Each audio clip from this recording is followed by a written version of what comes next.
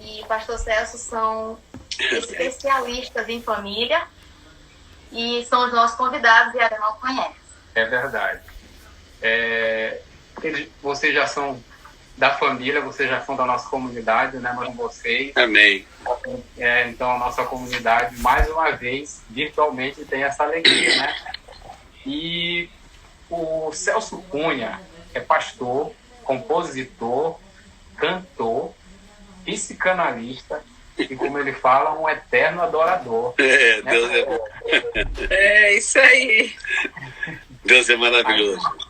Isso. A Ilma Cunha é teóloga, psicanalista, terapeuta familiar, palestrante, escritora. Tem um livro aí, depois você vai falar dele, né? Tem outro livro, viu? Tem outro louvor. E tem mais de 25 anos de experiência, né, como palestrante. E são casados há 47 anos, tem 2 filhos e 5 netos. Não é isso? Amém. Isso aí, acertou. Então, agora já apresentados, Jonas vai orar para que a gente comece a nossa live e depois a palavra é toda de vocês. Exatamente. Vamos orar aqui e agradecer a Deus, né? Pedir para que Ele conduz. Pai querido, nós estamos muito felizes porque o Senhor providenciou esse momento para a gente. Nós somos gratos porque sabemos que tudo coopera para o bem daqueles que te amam. E eu particularmente estou muito grato porque até semana passada eu não tinha certeza que poderia participar desse momento. Mas o Senhor providenciou de forma muito especial e eu me sinto privilegiado. Peço a tua bênção sobre a vida do pastor Celso e da doutora Ilma, que teu Espírito possa estar conduzindo, dando a sabedoria que vem do alto, para que eles possam falar e que a gente possa ser abençoado, todos que estão participando dessa live. Amém. Em nome de Jesus que nós oramos. Amém. Amém. Amém. Fiquem à vontade, agora a live é de vocês. A gente vai ficar aqui só, mas podem falar. Então, É nossa. Né? Gente, é uma alegria estar com vocês. Nós agradecemos o convite à Igreja Ministério de Família da Igreja Batista de São Luís do Maranhão, onde estivemos, fomos muito bem recebidos aí, uma igreja muito abençoada. E a gente tem essa oportunidade de estarmos juntos aqui hoje. E o Celso vai já iniciar. Um ponto importante que o Jonas lembrou na oração. Nós agradecemos a Deus, Jonas, você está de volta depois do isolamento, depois do Covid, depois de todo o desafio, da perda do pai, não é? Momentos bem difíceis, nós oramos por você, por sua família. Então, nós estamos felizes hoje de você estar presente conosco, tá? Amém. E o Celso vai louvar o Senhor com uma canção muito especial, que é o tema do seu segundo CD, Fé e Razão, né? Terceiro CD, Fé e Razão. Porque nesses momentos de desafios, a nossa fé precisa ser mais forte do que a razão, não é? Então vamos louvar o Senhor. Louvado seja Deus. Para nós também, para mim é uma honra, tá? Estar com vocês mais uma vez e com esse povo maravilhoso que Deus tem colocado sobre a mão de vocês. Amém. Amém.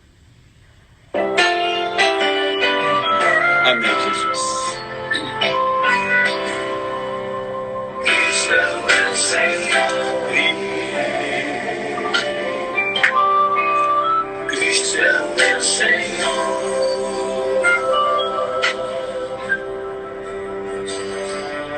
A tua presença enche minha vida. A tua presença alegra o meu cantar. Cada dia aumenta minha esperança.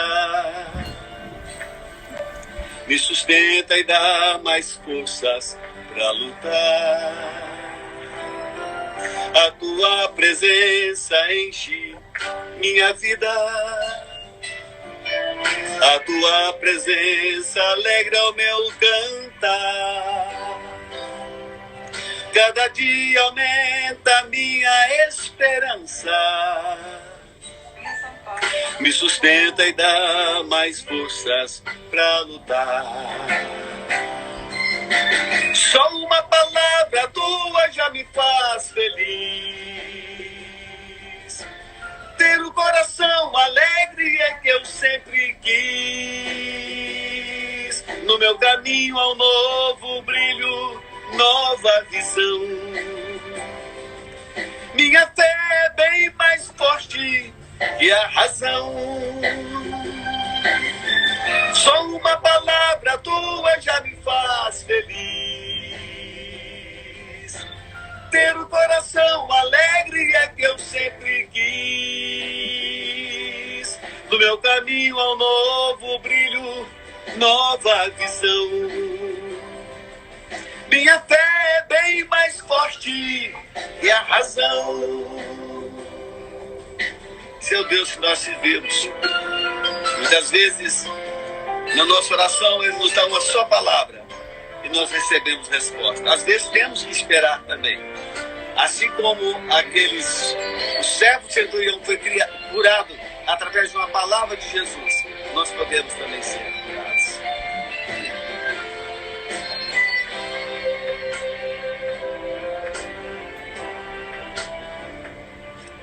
És o Deus Senhor de toda verdade. Tua palavra se expressa em cada ação.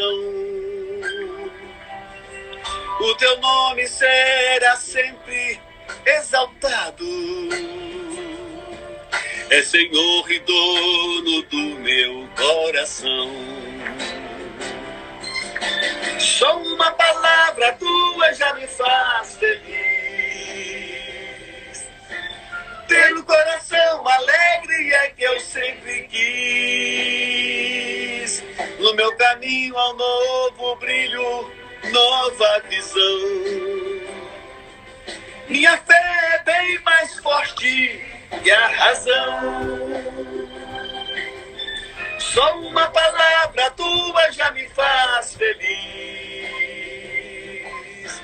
Ter o coração alegre é que eu sempre quis.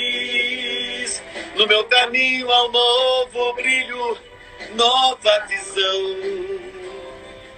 Minha fé é bem mais forte que a razão. Só uma palavra tua já me faz feliz. Ter o coração alegre é que eu sempre quis. No meu caminho ao novo brilho, nova visão. Minha fé é bem mais forte. Minha fé é bem mais forte. Minha fé é bem mais forte que a razão. Minha fé é bem mais forte. Minha fé é bem mais forte. Minha fé é bem mais forte que a razão. Cristo é o meu Senhor e Rei. Cristo é o meu Senhor. Deus abençoe vocês ricamente. Amém. Glória a Deus. Oi? Só quero lembrar o seguinte, nós compramos o CD, né, tivemos o prazer de ter essas músicas aqui, mas eu fiz uma pesquisa e vi que você está em todas as plataformas, né, as músicas. Todas as plataformas, inclusive até um CD o recente, que é o Românticas Cristãs, que eu fiz para família, para casais, também está com videoclipe também. Muito bem, olha aí. Então já fica a dica. Né? É só botar PR Celso Cunha, recordações que vai cair. Vídeo. Aí sai. Deus abençoe vocês. Um abraço, um beijão no coração. Para você também. Amém. Deixar por conta da Ilma agora. Gente, a nossa live, ela tem um tema muito interessante hoje, não é? Bem interessante. Construindo memoriais em família, não é? Então, especialmente nesse tempo que a família está em casa, não é? Todos nós estamos em casa. Eu costumo dizer sobrenaturalmente em casa, né? Um tempo muito especial para a gente exercitar a nossa fé embora a gente tenha que trabalhar a nossa razão, nosso intelecto, para a organização de vida, para tudo que nós precisamos, mas é um tempo muito especial. Por quê?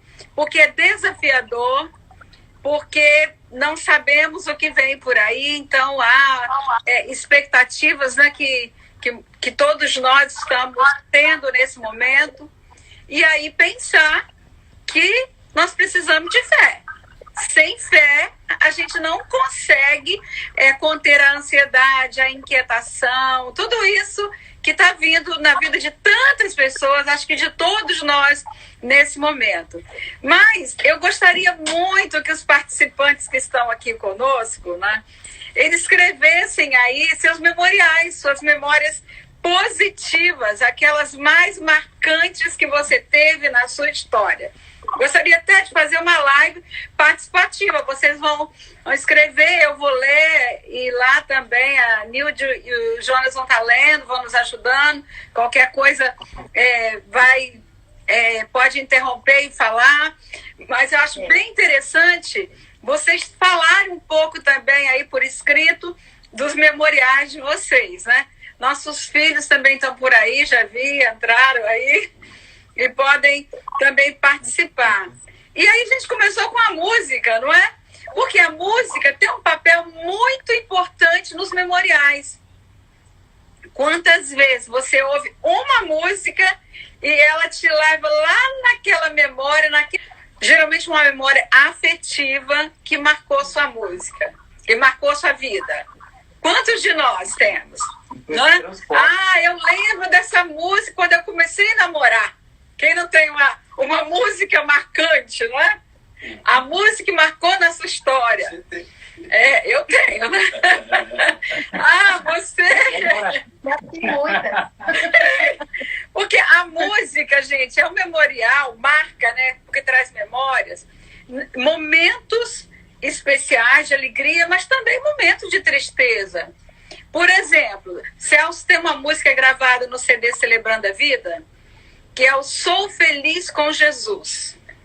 Essa música, quando nós louvamos, em qualquer lugar que eu tiver, que eu ouço essa canção, ela vai me levar a um momento muito significativo da nossa vida. Que foi um momento de perda, né? Que foi quando a minha mãe faleceu, e também quando meu cunhado faleceu. Então, essa música marca o culto que nós celebramos a Deus em gratidão pela vida deles. Então, é um misto, né? É um misto de saudade, é um misto de gratidão a Deus. Então, músicas que marcam. A Camila está dizendo aí que a música que marcou a vida dela foi durante a viagem a Israel, que o Celso cantou Manhã Tão Linda. Cada manhã que a gente entrava no ônibus... Manhã com Deus. A gente entrava no ônibus para poder visitar os lugares, nós cantávamos Manhã com Deus. São músicas que ele canta hoje, por exemplo, eu já lembro do cenário lá em Jerusalém, né, lá em Israel. Também lembro. Então, é por isso que eu falei com ele, começa cantando uma canção para marcar a nossa live, não é?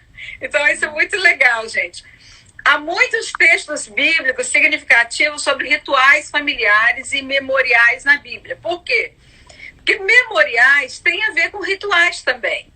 Os rituais familiares, eles são lembrados, já vou explicar o que é ritual, mas são lembrados como memoriais. Por exemplo, a saída do povo hebreu do Egito, não é? Qual foi o memorial? Eles fizeram um ritual que era o cordeiro, né? Eles fizeram aquela oferta e depois eles pegaram o sangue, passaram nos umbrais das portas. Era um sinal que ali tinha um povo de Deus. Então o anjo da morte não entrava naquelas casas. O sinal do sangue. Então foi um memorial. E aí esse memorial também marcou um ritual que continuou ao longo da história, que nós temos até hoje, que é a Páscoa. É a passagem, né? A passagem do Egito para a terra prometida e aquela passagem pelo Mar Vermelho, toda aquela história que nós conhecemos. Isso está registrado em Êxodo, né? Depois tem um outro memorial interessante, que está lá registrado, deixa eu lembrar onde, acho que foi Josué, que é a passagem do Rio Jordão. Deus mandou que eles tirassem 12 pedras do meio do rio, e nessas pedras, uma pedra para cada tribo representava uma família, e eles colocassem do outro lado do rio como um memorial. E aí a orientação era, quando seus filhos perguntarem que pedras são essas, vocês vão dizer, são as pedras que tiramos do meio do Rio Jordão quando passamos a pé enxuto. Então, era um memorial, lembrança para as próximas gerações. Mas há um memorial no Novo Testamento, né? Nós falamos do Velho Testamento, vamos falar do Novo. Há um memorial no Novo Testamento também muito importante. Paulo escreveu sobre ele. E ele começa assim: porque eu recebi do Senhor o que também vos entreguei, que o Senhor Jesus, na noite que foi traído, tomando pão e tendo dado graça, partiu e disse. Então, é o memorial da ceia do Senhor. E aí está lá registrado em 1 Coríntios 11, e aí ele diz das falas de Jesus nesse último momento: fazei isto em memória de mim. Um memorial familiar também é isso. Você vai fazer algo em memória de alguém, né? Então, o que acontece nesse momento? Celso, senta aqui perto de mim, estão pedindo sua presença aqui. Ele foi pegar o celular dele para ele olhar lá pela live. Senta aqui. Então, esse memorial, ele é muito importante para nós, porque ele marca a nossa história. Bem pertinho. Não tem como. Marca a nossa história, né? Vamos lá, a gente vai. O espaço aqui está pequenininho, mas nós vamos aqui nos colocando, ok? Então, uma das grandes questões familiares hoje, no tempo que nós estamos vivendo, e que tem comprometido a transmissão geracional da cultura familiar, é a falência dos rituais familiares. Isso é muito importante. Porque que são rituais familiares? São atividades simbólicas, repetitivas, porque ele só é um ritual porque ele vai se repetir, que funcionam como equilibradores das relações familiares. Então, ali é diferente, são momentos reflexivos, momentos que marcam, são práticas e costumes que se tornam cultura por conta da repetição e que são transmitidos para gerações seguintes, traduzindo os valores da família. Cada família tem seus rituais, não é isso? Cada família tem sua cultura e isso vai se repetindo e vai traduzindo esses valores, né? E é preciso entender que, embora possa fazer parte da rotina, mas não é a rotina. A rotina é diferente. Rituais e rotinas são muito importantes, mas ritual é diferente de rotina. Porque todos os dois provém união e fortalecimento das relações familiares, senso de identidade, estabilidade, manutenção do contato familiar e fortalecimento dos vínculos conjugais. Tanto ritual quanto rotina. Todos nós precisamos da rotina. A rotina é organizadora de vida. O ritual marca momentos que fazem parte da nossa cultura. Então, eles são diferentes na questão simbólica. O simbolismo é diferente, não é? Hora de dormir, hora de acordar, hora de comer, hora de tomar banho, hora de estudar, são rotinas. Agora, quando você vai à cama do seu filho, que você senta lá e que você fala, ele geralmente fala: mãe, conta uma história para mim. O pai, né? Pai, conta uma história. Aquele que está ali naquele momento, contar né? muita história para nossos filhos. Que revezam, né? Conta a história para mim. E aí o pai ou a mãe vão lá, contam uma história, conversa com eles, faz uma oração.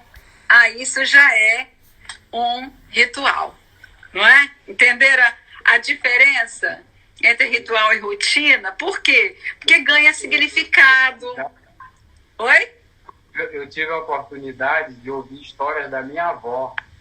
Interessante que hoje eu falava no grupo da família e nós lembramos, com os primos, né? Nós lembramos desse tempo em que a gente ouvia essas histórias.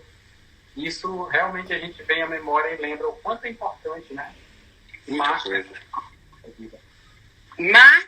muito. Eu me lembro que uma vez eu e Celso íamos sair e aí o Bruno não queria dormir sem a história. Ele era bem pequeno ainda, acho que devia ter uns 4 aninhos. E eu falei com o Eric, que é o mais velho, Eric, você vai contar a história pro Bruno hoje, para ele dormir. Que você já sabe. E aí o Eric falou, então eu vou contar a do Samuel. Aí o Bruno virou assim, aquele menino que falou, fala, Senhor, que o Eli foi lá perguntar, essa eu já sei. Aí o Eric falou, então eu vou contar a história do Davi. Aquele que matou o gigante, essa eu já sei. Eu sei que cada história que o Eric falava, ele dizia que já sabia. Então eu tive que chamar o Eric separado, mostrar para ele uma nova história. Lembra disso, Eric? Uma nova história bíblica. Falei, você vai contar essa aqui, porque essa ele não sabe. Ele sabia do Sansão, ele sabia do José, ele sabia todas as histórias. E aí eu mostrei lá na Bíblia uma história que ele não conhecia, e aí o Eric foi lá contar a história para o Bruno dormir. O irmão mais velho, que é 5 anos mais velho, né, 4 anos e meio. Então, foi bem interessante, porque as histórias marcam. As histórias são muito importantes. Eu lembro das histórias que meu avô me contava. O avô materno. Ele contava as histórias, assim, que meu avô era meio diferente dos outros, sabe? Trabalhador demais, contava muito, viajava muito, contava tanto, cada viagem era uma história. Os avós são especialistas em contar histórias, não é, gente? E vocês já podem escrevendo aí, gente, rituais, memórias afetivas, lembranças boas que vocês têm da vida de vocês, da infância. Porque esses memoriais, eles ficam muito marcados na infância, na adolescência, né? Momentos específicos, aniversário, por exemplo, a minha sogra, estou vendo minha cunhada aqui, minha sogra, todas as vezes que a gente aniversariava, ela cantava uma música, 1 ano mais de vida guardou-vos o Senhor. Então, quando ela ligava, a gente já ouvia aquela voz suave, cantando pra gente, era a primeira ligação do dia, cantando pra gente aquela canção. Fica marcado na nossa história, gente. Rituais como jantares em família, almoço de domingo, reuniões familiares, cultos domésticos e outras tradições familiares fazem com que a criança desenvolva um senso de pertencimento. Sabe eu pertenço a essa família, eu tenho história nessa família, eu tenho lembranças, né? Então traz esse senso de pertencimento, né? Promove segurança, estabilidade e também dá noção do que é certo, do que não é certo. Então, esses rituais, eles são muito especiais para nós, muito especiais. Eles criam a cultura familiar. E sustenta os nossos valores, né? Que a gente passa de geração para geração. Essa transmissão que é especial, Jonas. Aquilo que a gente recebe. Porque o que é uma cultura familiar? É o que nós vamos ensinar para os nossos filhos, que ensinarão para os filhos deles, que ensinarão para os filhos deles. Salmo 78 tem um versículo que eu me lembrei agora. O que ouvimos e aprendemos, o que nos contaram os nossos pais, não encobriremos as gerações vindouras. Contaremos aos nossos filhos, aos filhos dos nossos filhos, filhos que ainda irão nascer, os louváveis feitos do Senhor e as maravilhas que ele fez. Gente, esse salmo, a partir do versículo 3, ele mostra para a gente a transmissão. O povo judeu era um povo de transmissão geracional e de rituais, né? A forma de cada família vivenciar seus momentos, alegres ou tristes. Seus ritos de passagem. O que é rito de passagem? É um momento demarcador de uma fase para outra. Por exemplo, lá na cultura judaica, o menino, quando ele completava 12 anos, o que acontecia com ele? Ele era levado à sinagoga e tinha um ritual, e aquele ritual já apresentava aquele menino. Então ele já se sentia importante para a sociedade, não é? O Bruno está lembrando aqui a tradicional muqueca de domingo, memorial à mesa. Porque quem faz a muqueca aqui em casa é o Celso, né? É o meu hobby. Então está lembrando aqui. Então, eu me lembro que um dia a minha neta, né, a Lara, ela falou assim, mas só tem peixe nessa casa? Porque sempre no domingo, sempre no domingo era o dia da muqueca, né? O dia de reunir os filhos. Você estava falando sobre as memórias. Jó, naquele momento que estava passando aquelas dificuldades lá, muito grande, que os amigos dele estavam sempre fazendo aquela inquisição forte com ele. O capítulo 8, né, que fala assim, ó. Lê aí, bem. 8:8. Pois eu te peço, pergunta agora às gerações passadas e prepara-te para a inquirição de seus pais. Por quê? Porque nós somos de ontem e nada sabemos, porquanto nossos dias sobre a terra são como a sombra. Então é importante a gente saber a história passada. Qual é a história que sua família traz? Quais são as lembranças? Quais são as culturas que estão marcadas? Gente, eu tenho memórias fantásticas da minha infância. Uma delas que marcou o meu ministério. Uma delas. Desde criança, meu pai sempre foi um evangelista. E ele era plantador de igrejas. Então, nos domingos, eu via a Vânia, minha irmã ali, me lembrei disso. Nos domingos, o que acontecia? Ele nos colocava no carro, nós somos 4 irmãs. Colocava nós 4 no carro. Ele tinha uns Ford 29, sabe, Calhambeck, né? Vocês não conheceram, vocês são novos para conhecer Calhambeck. Eu e o Celso conhecemos. E ele colocava nós 4. Minha mãe tocava ou acordeon ou violão. E nós íamos para algum interior onde não tinha igreja. Ele parava o carro, tirava o banquinho, minha mãe sentava ali com o instrumento, começava a tocar e nós começávamos a cantar. Eu penso que o povo do local, que todo mundo começava a sair das suas casas para ver, né? Eu acho que eles diziam assim, nossa, chegou a família Buscapé. Porque a gente ficava ali em volta, cantando junto, né? E aí, quando o povo juntava, meu pai pregava. Aí ele pregava, fazia apelo. E ali, daí, alguns domingos, aquele lugar já tinha uma congregação. Alguém oferecia casa e já começava a congregação. Então, eram memórias muito importantes, tanto de músicas, quanto da situação, quanto desses momentos em família. Momentos em família são demarcadores de histórias. São momentos que ficam marcados na nossa vida. Então, isso se perpetua através das gerações quando nós contamos as nossas histórias. Quando nós ensinamos para os nossos filhos. Por exemplo, a importância da bênção. A gente está vivendo uma geração que pouco a gente vê os filhos pedindo a bênção aos pais. Na nossa família, minha, de Celso, a bênção sempre foi algo muito importante. A bênção mãe, a bênção pai. Então, pedir a bênção é dar importância a essa bênção. E é tão interessante isso que quando a criança é ensinada dessa forma, até meus sobrinhos já são casados, são pais e tudo, aonde eles me encontram, pode tem a quantidade de gente que for perto, eles vêm, chega, me abraçam, me beijam e me pedem bênção. Eu me sinto bem abençoando, né? Como tio. É muito gostoso. É um dos rituais nossos, né? Justo. Graças a Deus, minha família, na família de Jonas, nós tínhamos e trouxemos isso para nossa casa. Nossos filhos pedem a bênção quando acordam. Isso é maravilhoso. É muito gostoso. E eu ainda tenho a vozinha do meu pai dizendo: Deus te abençoe, minha filha.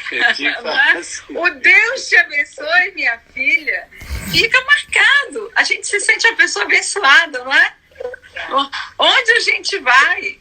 Isso é muito importante.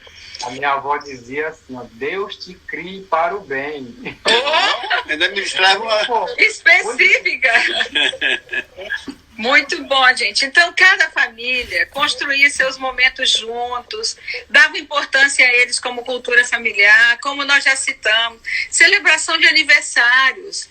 Às vezes a gente vê pessoas falando assim, não, mas não tem condições financeiras de fazer uma festa de aniversário. Gente, a festa de aniversário não é, a importância da festa não é o dinheiro que você vai gastar na festa, é o momento de você estar junto. Então, se tiver um bolinho feito no forno de casa, né? Se tiver lá um biscoitinho que você coloca uma vela, o importante é o parabéns, é o abraço, é o amor, é a celebração, é a gratidão a Deus pela vida. É o momento de gratidão. Na minha casa, nenhum aniversário era celebrado sem culto, isto é, sem oração, sem uma palavra, sem agradecimento pela nossa vida. Infelizmente, a gente também está vendo como isso se perdeu. Por isso que eu falei da falência dos rituais familiares. A gente vai em festas lindas, maravilhosas, mas que falta esse momento de gratidão a Deus pela vida. Porque isso marca a história, gente. É importante resgatar isso. Natal, Ano Novo, almoço de Natal, ceia de Natal também é um momento da família se unir, se juntar. Cultos em casa. Outra coisa que é um ritual importante, ir à igreja juntos. Pais e filhos. Pais e filhos. Eu vejo hoje alguns pais que eles dizem assim, meu filho não quer a igreja, às vezes um filho adolescente, né? Criança ainda. Não tem problema, quando ele crescer, ele escolhe. Não é assim. Quando crescer, já vai ser tarde. Tem que aprender com os pais, ir para a igreja junto, amar a igreja, né? Estar juntos ali na reunião. Né? A transmissão se faz exatamente por esses momentos marcadores. São memoriais, gente. Que são memoriais para vocês? O que é que vocês lembram mais aí? Não é? Vocês que estão aí participando. Algumas pessoas colocaram aí de músicas, né, que lembram casamento, Sandra de Marcelo colocou. Outras pessoas colocaram, no dia do aniversário, o abraço em grupo na família. Eu acho que foi Núbia de Cleossi. Acorda o aniversariante com um abraço em grupo. Né? Deixa eu ver o que mais escreveram aqui, porque eu anotei algumas coisas, mas acabei me perdendo, porque foi muito comentário. Lembra de alguma coisa aí, amor? Vai anotando aí, Nilt. Vai anotando, né? Para pegar o gancho aqui. O que aconteceu? Oi? Quero pegar o gancho rapidinho aqui para compartilhar nessa questão de lembrança, de memorial. Eu perdi meu pai agora recentemente, né? Dia 11 ele faleceu. E depois disso eu tive a oportunidade de reunir no grupo do WhatsApp muitos familiares. E a gente está tendo essa oportunidade de relembrar, né? Tem muitos primos no grupo e cada um fica tendo uma lembrança. Olha, lembra de quando a gente fazia isso? Então, às vezes a gente está distante e não consegue externar, mas hoje a tecnologia também já nos permite isso e a gente começa a compartilhar e lembrar, né? Ter boas lembranças, né, dos nossos parentes que partem. Graças a Deus, meu pai está agora, continuou, mas deixa boas lembranças, né? E isso nos renova, nos fortalece. É muito bom a gente ter essas boas lembranças, né, Jonas? Meu filho falou aí também das pescarias que ele tinha com o pai no sábado. Sábado era dia que Celso saía com os meninos para pescar. Então, isso marca pescar, jogar bola, ir na piscina, né? Então, são momentos que ficam marcados na história. Acordar cedo com os filhos, no domingo de manhã, para tomar o café na igreja, tá? Outro escrevendo aqui. Na EBD, não é? Escola Bíblica Dominical. E com a família. Não é? Cada filho sentia a importância de estar junto com a família naquele momento na escola dominical, gente. Que é a melhor escola que existe, né? Você tem que estudar na cultura secular, o ensino secular. Agora, na escola dominical, você vai aprender sobre Deus. Você vai aprender sobre os princípios, né, sobre os valores. Isso fica marcado eternamente na nossa vida. Desde criança a gente vai guardando esses ensinos, né? No entanto, a gente está vendo que com a modernidade, a pós-modernidade, o que tem acontecido? As demandas individuais ganharam espaço e provocaram muitas alterações na organização familiar. Muitas. E nessas alterações, muitos não possibilitam mais a manutenção desses momentos ritualísticos significativos para a nossa história, onde a cultura é passada. Que esses momentos são passadores de cultura. E como consequência, as estruturas familiares estão frágeis, a gente está vendo isso, não é? Os vínculos estão muito frágeis, os laços familiares se desfazem com muita facilidade, não é? A gente está vendo isso. Os relacionamentos superficiais, muitos moram na mesma casa, mas um não sabe do outro.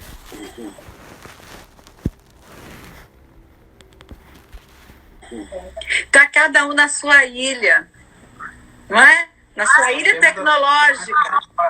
No seu... Com o isolamento, né? Nesse período de isolamento, muitas famílias estão umas se unindo e outras se destruindo. É verdade. É verdade. É verdade, Nilde. E resta, né, a reflexão. O que nós estamos fazendo nesse período de pandemia para gerar memórias para os nossos filhos? Exatamente. Não é? Quem está em casa, por exemplo, só nesse momento que está fortalecendo, é a intimidade. É estar um com o outro o tempo inteiro, como nós temos que estar juntos, e isso vai fortalecendo o relacionamento. Até mesmo, assim, conversar coisas que não conversava, fazer coisas que não fazia. Então, a gente começa a participar um da vida do outro. Agora, e com os filhos dentro de casa? Quais são as memórias que vão ficar para esses filhos quando tudo passar, quando eles crescerem?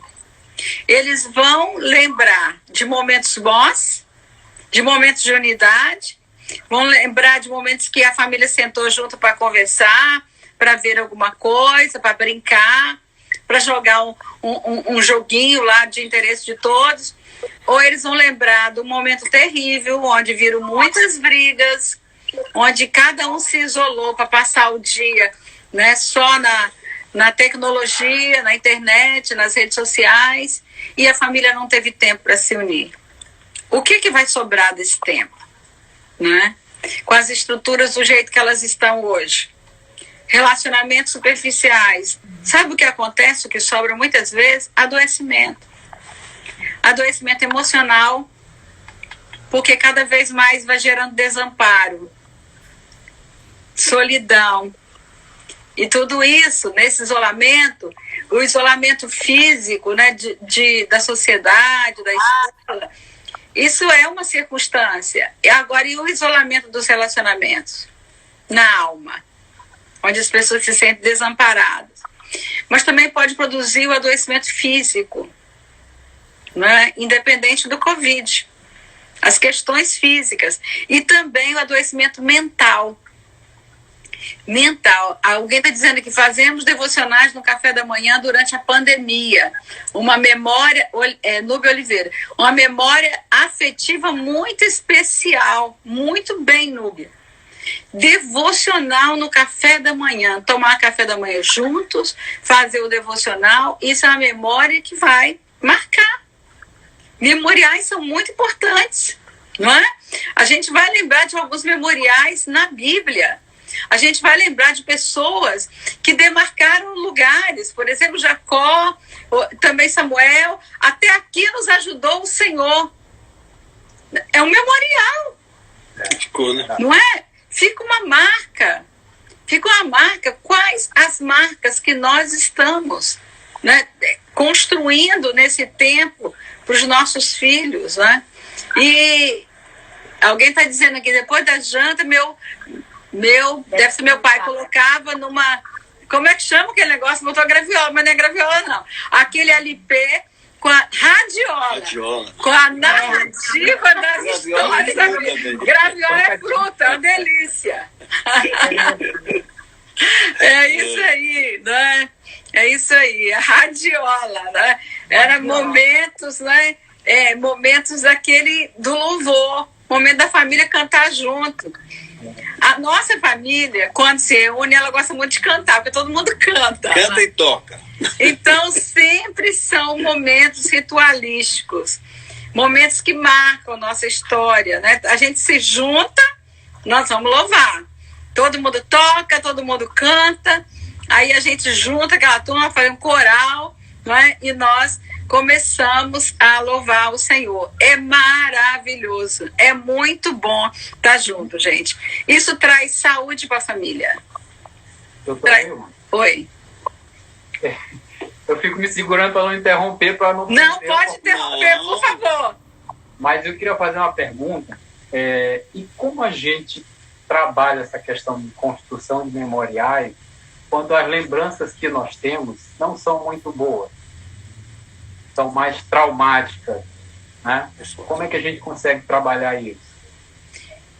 Toda família tem histórias ruins e histórias boas.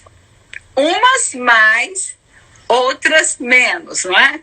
Eu sempre digo que a gente precisa dar direito de passagem para as dores para poder fluir o que é bom.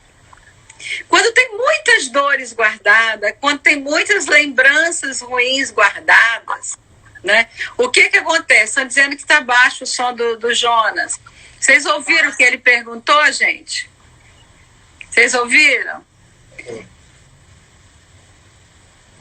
Eu acho que sim. Ninguém não falou que não ouviu? Ouviu.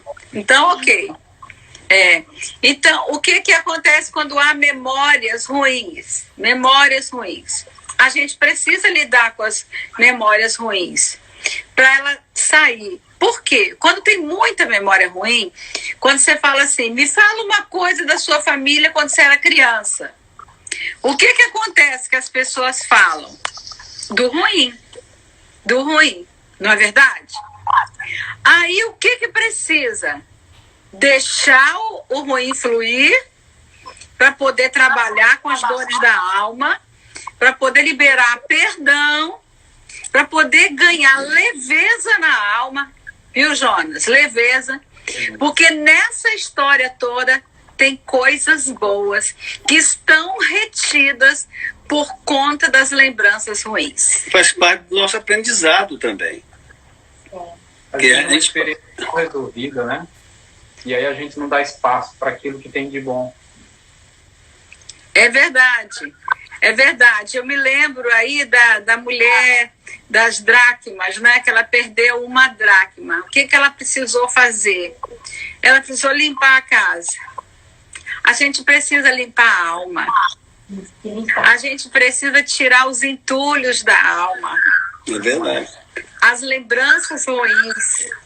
Não é, Nilde? Isso foi tão importante na sua vida, né? O texto lindo que você escreveu sobre isso, não é? Então, não é?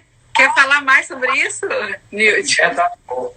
Eu elaborei aqui uma pergunta, porque no seu livro, eu acho que é na parte 2, capítulo 2, a senhora fala, interessante essa frase, resolvendo o passado para edificar no presente os fundamentos da geração do futuro. E aí a senhora dá um destaque em fragilidade de laços familiares. Queria que a senhora falasse um pouquinho sobre isso. Fragilidades e? Fragilidades dos laços familiares. Fragilidade dos laços familiares, não é?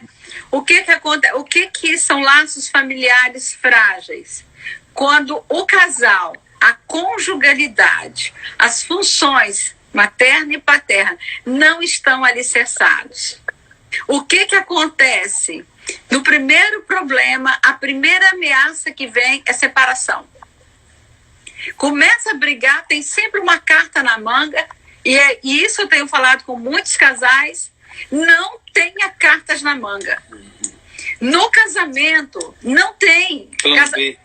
No casamento cristão, no casamento que sabe o propósito de Deus para a família, nós não temos esse plano B, nós não temos carta na manga, porque as questões podem ser trabalhadas no amor, no perdão, na graça. Quando perguntaram para Jesus que Moisés tinha autorizado carta de divórcio, ele disse, por conta da dureza do vosso coração. Ele disse assim também, mas no princípio não era assim. No princípio não era assim. Então, o coração duro impede o agir de Deus. Está lá quando a palavra de Deus diz, não se privem da graça de Deus. Quando nós nos privamos da graça de Deus, nós não permitimos que o Senhor trabalhe no nosso coração. Então, o coração endurecido fecha para receber a graça, o quebrantamento, a liberação do perdão. Então, laços frágeis, Jonas, são laços que deixam os filhos inseguros. As crianças ficam inseguras. E isso vai criando uma ansiedade enorme no coração, não é? Porque eles ouvem discussões dos pais. Quando meu pai vai embora de casa? Quando a minha mãe vai embora de casa? Quando eles vão brigar de novo? Não é? Tem criança que tem dificuldade de dormir porque ficam já na expectativa. Então a mente fica acelerada. Né? Eu me lembro de um garotinho que ele chegou em casa chorando. E aí foi a mãe, por que você está chorando, meu filho? E ele virou, mãe, você também vai separar de papai? Aí, mas por que, meu filho? Porque o meu coleguinha na escola, a mãe e o pai dele se separaram. E ele aos prantos. A dor infantil. O desequilíbrio, né? Porque quando há uma separação, é como se o emocional da criança fosse partido ao meio. Ela ama o pai e ama a mãe. E aí, como é que fica a transmissão da cultura familiar com as separações? Eu dou um exemplo disso no meu curso de famílias psicossomáticas, que mostra exatamente isso, as configurações familiares, né? Nas famílias reconstruídas, né? O meu filho, o seu filho e o nosso filho. E o emaranhado e o mosaico de culturas, até porque essa configuração familiar também é chamada de família atômica, tendo em vista os múltiplos conflitos, né? A gente começa a ver exatamente isso. A dificuldade de uma cultura familiar para se transmitir para a próxima geração. É nesse sentido que eu falo aí nesse capítulo. E é exatamente nesse capítulo que eu também falo dos rituais familiares. Porque tudo isso tem no meu livro, gente. Alguém escreve o nome do meu livro para quem não conhece. Família. Deixa eu pegar um aqui. Para mostrar. Ó. Família, lugar de refúgio ou campo de batalha? A gente escolhe o que a família precisa ser. A nossa família. Nós queremos que ela seja um lugar de refúgio ou nós queremos que ela seja um campo de batalha? Então, os laços familiares, eles ficam frouxos quando a família não se fortalece no propósito. Família é uma colônia dos céus na terra. Eu escrevi isso hoje no Instagram, quando eu publiquei novamente nosso pôster. Com a responsabilidade de implantar a cultura do reino e fazer a transmissão geracional dos princípios do reino. Família é isso. Se ela não tem memoriais, se ela não tem rituais familiares, isso não será feito. Não será feito. E é bom lembrar, gente, que a formação de uma criança precisa ser feita até os 12 anos. De 13 a 18 nós só reforçamos. E depois dos 18 só conselho. Não é verdade? E às vezes até só quando eles pedem, né? Não tem problema. Embora a mãe sempre dá sem pedir, né? É normal das mães. Não é? Mas eu te respondi, Jonas. Como que é preciso resolver o passado? Isto é, entrar num processo contínuo de resolução. Deixar as coisas ruins fluírem, saírem, chorar o que tem que chorar, sofrer o que tem que sofrer, mas fechar a conta com a geração passada, liberar as dívidas, perdoar, para poder, né, levar para a geração seguinte aquilo que foi bom, aquilo que queremos preservar, e não aquilo que já não queremos repetir, para não ter finais de histórias que nós já sabemos como é que vai ser. Não é? Esquecendo das coisas que para trás fica, prossigamos para o alvo, né? Quer dizer, não ficar preso lá no passado. O passado é bom para tirar lições, para não ser repetido, né? De ruim. O que é bom se repete, mas o que foi nocivo para a nossa vida ou para alguém mais, isso deixa para trás, não vai fazer parte mais da nossa vida. Jesus está perguntando, e quando esses filhos que vivenciaram isso já estão jovens e nunca verbalizaram isso, deve ser provocada essa memória? Eles não verbalizam, mas eles têm guardado lá dentro, não é? Uma das coisas importantes está lá em Malaquias, capítulo 4, versículo 6. E converterá o coração dos pais aos filhos, e dos filhos a seus pais. Então, há um movimento de coração com coração que precisa ser feito, conserto. Os pais precisam sim pedir perdão aos filhos. Preciso. Filho, eu errei. Eu errei. Eu não fui a mãe que eu deveria ter sido, ou eu não fui o pai que eu deveria ter sido. Eu falhei muito, mas eu quero te pedir perdão. Eu quero te pedir perdão. Porque nem que a gente quisesse ir lá fazer as coisas certas hoje, o contexto seria diferente. A idade deles já está diferente. Em cada etapa da vida, eles vivenciaram os problemas e conflitos conforme a idade deles. Então, hoje já é outro momento. Mas é preciso pedir perdão. E nós, adultos, é preciso perdoar os pais. Perdoar os pais, liberar perdão. Não é? A honra cura e restaura. A honra cura, né? E é muito importante. Por quê? Porque quando a gente entende isso, a gente vai devolver a honra àqueles pais.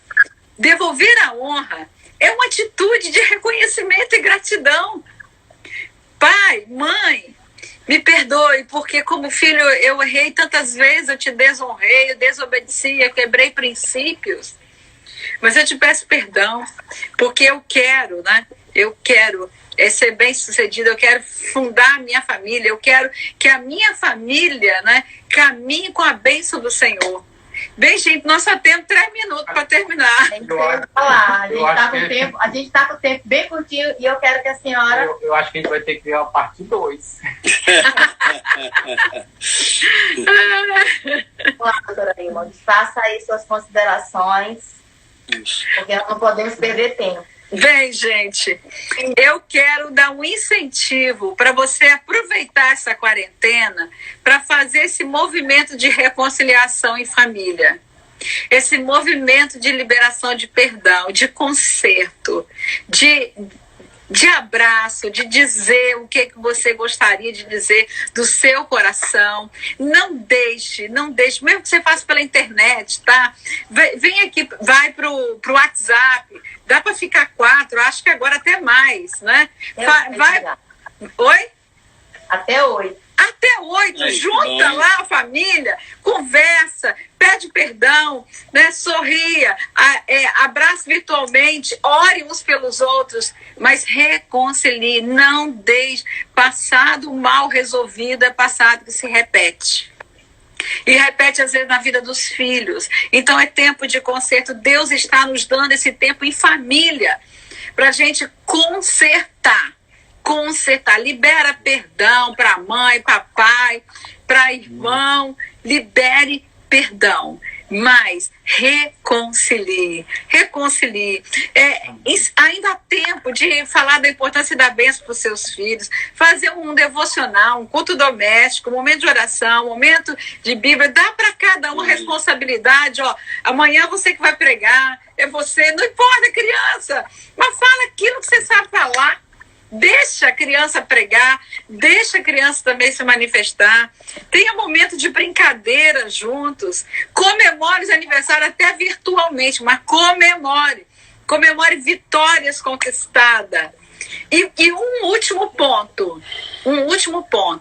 Faça uma oferta de gratidão pelas bênçãos recebidas diante do Senhor como uma oferta. Senhor, está aqui a minha oferta, que eu estou agradecendo ao Senhor por esse tempo, embora possa parecer tão ruim, mas por esse tempo que o Senhor está trabalhando em nós, aqui nessa quarentena. Amém. Vocês salvam aí no IGTV, né? O pessoal está pedindo, tá? Nilde e Jonas, muito obrigada mesmo. Deus abençoe vocês. Essa quarentena para mim é um marco. É um marco.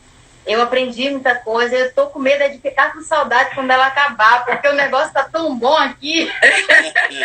É bom ficar em casa, né? Não querendo atender só em casa agora. Eita, Deus abençoe, gente. Grande abraço para todos vocês. Prazer revê-los. Deixa eu pular aqui na frente. Acabou nosso tempo. Deus abençoe vocês, todos os participantes. Amém. Vamos continuar tendo nossas lives, nossas programações online, tá? E nós estamos com a presença de vocês.